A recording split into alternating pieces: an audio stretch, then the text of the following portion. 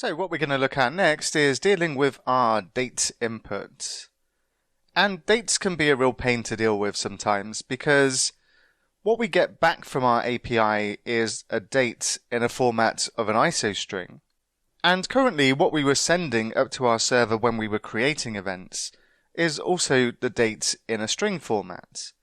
And our API is absolutely fine with handling and receiving those dates in that particular format.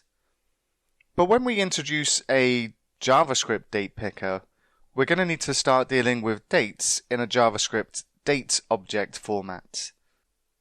And let's take a look at what we're going to use as our date picker in this instance. We're going to use React Widgets, and we're going to install this into our application. And this comes with a date time picker. And if we take a look at the options, then we can see that we get a date selector and also a time selector.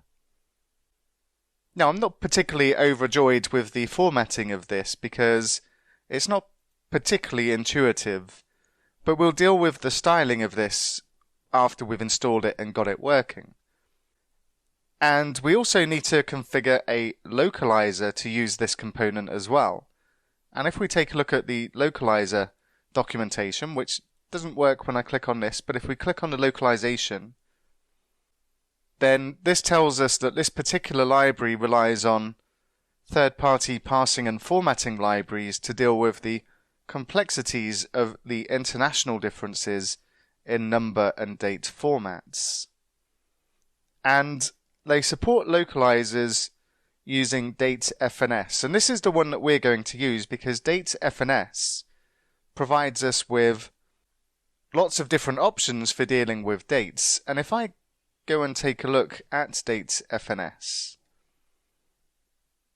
and this is just a JavaScript date utility library, and this provides lots of different functionality for dates. It's like Lodash for dates and has 140 functions for lots of different circumstances. So we can use this to format our dates, for instance, and output them in a much better format than we're currently doing. And if we take a look at how we're displaying our dates in our application, then it's pretty bad. So we're also going to be correcting this at this stage as well. Now, as we implement our date picker, we're going to be playing whack-a-mole with errors because as we implement certain date features, then we're going to break parts of our application. So brace yourself to get past some errors in this particular section. But we're going to start with creating a date picker widget first of all. And to do this, we're going to need to install React Widgets. And also, in order to use the localizer from datefns, we'll also need to install React Widgets datefns. Now, I just want to point out the version of datefns they're using in the documentation here. This is an older version of 2.0 Alpha 7. And if we look at datefns itself, then what we see is it's currently the latest version is 1.30.1. But version 2 is currently an alpha, and in fact there's now a beta version of datefns. But what we'll find when we install this, it's got a dependency on datefns alpha.13. But let's first of all go ahead and install this and see which version, the latest version of React Widgets is relying on. And we'll just use the equivalent version of datefns. So let's head back to VS Code, and I'm just going to open my terminal. And I'm just going to open a new terminal window, cd into the client app, and we're going to run npm install React Widgets, and also React Widgets -date-fns, and press return. Now what we see here is we get a warning, and it tells us that React Widgets datefns 4.026 requires a peer of datefns 2.0.0 alpha 13. Now, what I would recommend is that you install the latest version, just as I have done there, of React Widgets datefns, and then just see what version of datefns it relies upon, and then just copy this and just do an npm install and paste in the version of datefns that this relies on. Now the functionality that we're going to be using from datefns is perfectly fine to use the Alpha 13 version of this. If you use a later version, it's going to work just fine as well, but you will see warnings when you run npm install because this is very specifically asking for a peer of datefns Alpha 13 in version 2. So I'm just going to go ahead and install this. And now we have React widgets available, as well as datefns. And we'll just complete the setup for React widgets before we go ahead and create our date picker. And if we go and take a look at the documentation, we also need to install some CSS or add some CSS for React widgets as well. And if we look at the setup, we can get the import for this from React widgets dist css react widgets.css. So I'm just going to copy this into my clipboard and head on over to the index.tsx file. And I'm just going to add this as an additional CSS import into this particular file. The other thing we need to do, and I'll just go back to the localization, is we also need to install or create the localizer for datefns. So if we just go down to look at this particular documentation, we've already got the install for this, we've done that. And what we need to do is import the datefns localizer from React widgets datefns, and then just run this particular function before we render our application. So let's just copy the import for datefns localizer, and we'll go back to our index.tsx file, and I'll just paste this in. And what we also need is just to create the function, or run the function for datefns localizer. So I'll say datefns localizer, and we get a warning.